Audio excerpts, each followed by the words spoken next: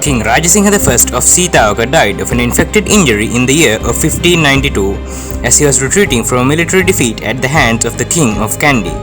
As he had no male heir to claim the throne of Seethawaka after his death, the Seethawakan court immediately fell into crisis.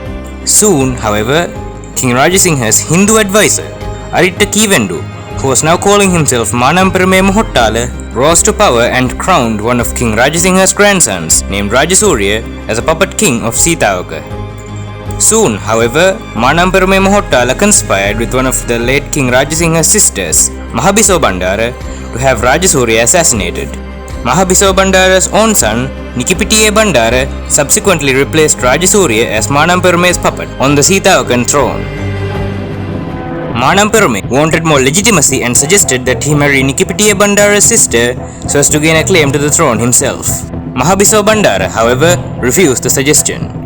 When the rest of the Seethawaka nobility learned of Manamperame's proposal, the majority turned against him, fearing to allow him to further increase his power. As a result of this disaster, Manamperame and his men were forced to flee the Kingdom of Seethawaka and take refuge in Manikkadavara. Having lost his base of support in Seethawaka, Manamperame then contacted the Portuguese in the Colombo fort and offered to give them all the territory Seethawaka had captured from Corte in the past century if they in turn helped him to gain the Seethawakan throne. The Portuguese agreed, and a few months later the combined armies of the Portuguese and Manamperame invaded Seethawaka, defeating its armies and seizing almost all its territory. Mahabiso Bandara and her son were thrown in prison, where they would remain for the rest of their lives, and many Seethawakan nobles who had opposed Manamperame were also executed. During this crisis, the Portuguese also recaptured most of the kingdom of Corte, including its capital.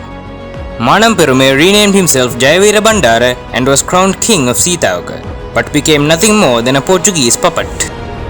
Manamperame spent the next year securing his rule, and when, in the year of 1594, a Portuguese general named Pedro Lopes de Sousa invaded Kandy, the newly crowned Manamperame and his forces accompanied the Portuguese army. During the course of the campaign, however, Manamperame attempted to double-cross the Portuguese and strike a deal with King Vimaladharma Surya of Kandy. Learning of this, de Sousa had Manamperame executed.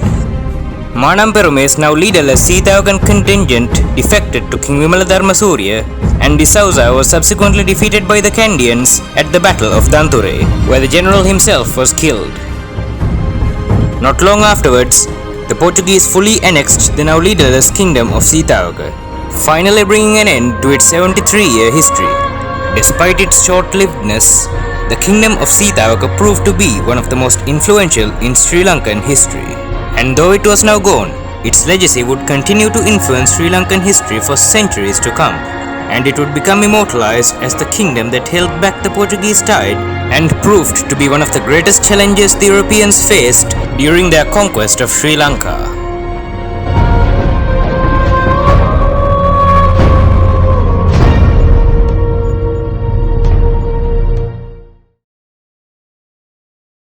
This concludes my series on the Kingdom of Seethawaka, but there are always more stories to tell, so please be sure to like, comment and subscribe so as not to miss any of my future videos. And as always, thank you for watching.